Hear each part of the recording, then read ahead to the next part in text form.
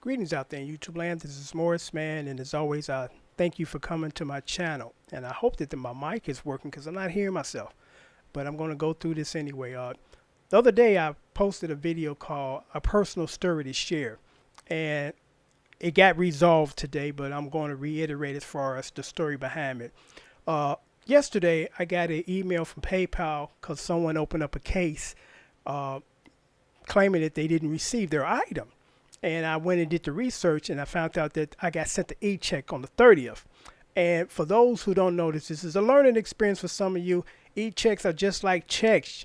The seller or the buyer, or should I say the buyer has to wait until that check clears to move forward with the transaction, meaning that when it cleared on the 5th, which was Monday, I sent out the product on Monday, and today or yesterday when they opened up the case, when the mail came, the item was there, so I did mail it out.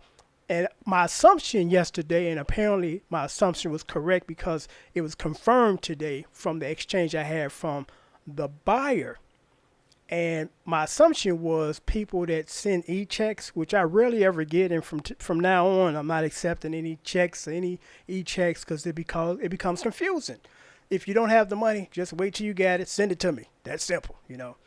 But they were under the assumption that when they sent me that e-check on the 30th, that I was going to react on the 30th, meaning that I was going to send payment the next day.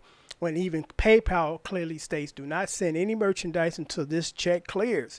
So I waited till the check cleared, which was on Monday, and the same day it cleared, it's the same day I sent out the item, and they received it yesterday before they opened up the case, or should I say, yeah, after they opened up the case, and my assumptions was just that again, that they were under the assumption I was supposed to mail it on the 30th. So it does seem like a long time from the 30th to the 5th that you haven't received your item, and they today in our exchange, it confirmed to me that they said, well, I hadn't received it and I sent you payment on the 30th. No, you didn't. You sent me payment on the 5th because it didn't clear to the 5th. So technically money came Monday, not November the 30th. So also they claimed that their email information was in there so I could contact them. Absolutely false. It was not in there. It makes no sense if I got your email that I don't email you. It doesn't make any sense because that's my protocol. Once you send me payment, I send you an email, even though PayPal has sent you an email notification to say that you just paid that guy. I also send you one saying you just paid me, which is that guy.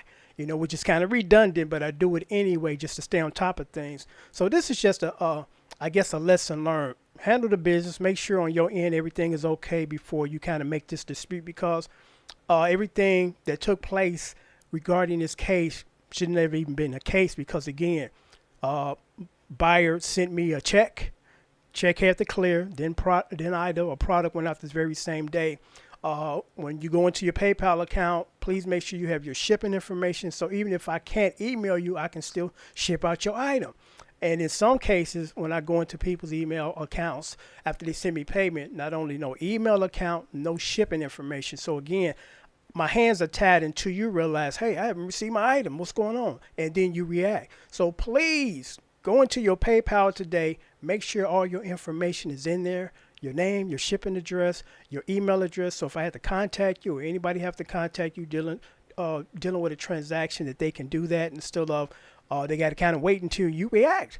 Because what's interesting is when you don't put your shipping information into PayPal, you cannot, or the seller cannot even give you tracking information, because if there's no address information is in there, there is no little icon to click on to say add tracking. That is not there, and it's only there when you have your address in your PayPal account. So please, please, please, James Brown there, put that information in there today. Make sure everything is lined up. As they say, make sure all your ducks are lined up in a row. So again, that was the resolution. The things that I mentioned in the first video regarding that was true. There was no email information. Check cleared on the 5th, not on the 30th. So I waited to the 5th to mail it out, and they received it yesterday. So please just make sure everything is in line on your side. And then if there's an issue, then you can contact PayPal and say, hey, what's going on, Morris, man?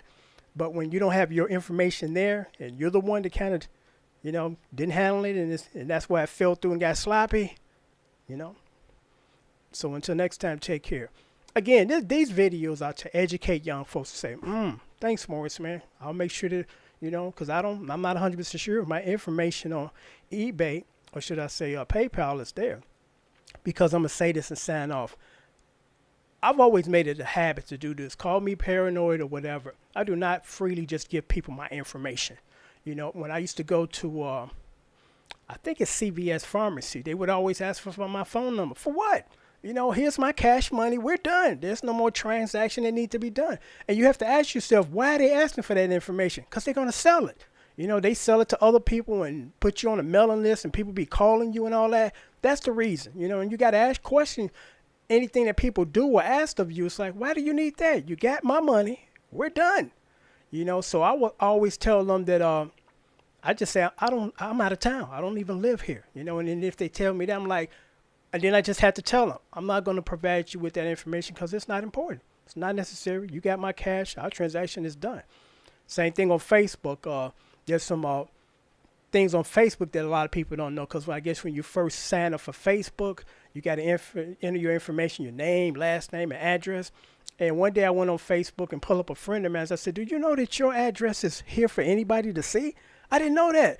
Stop giving everybody your personal information. Just because they ask for it don't mean you have to give it to them.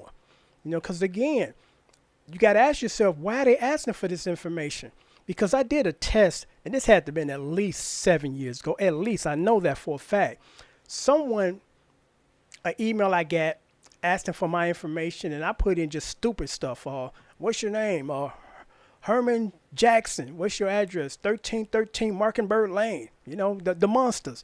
And I kid you not, to this day, I still get junk email with that information, which lets me know that it came from the people that asked for this information, and they sold it to other people and have been sending me this. Because I know it's just not the same individual or whoever it is sending me that email. So be careful out there. If it's not warranted, and don't feel that you have to comply because somebody asked you.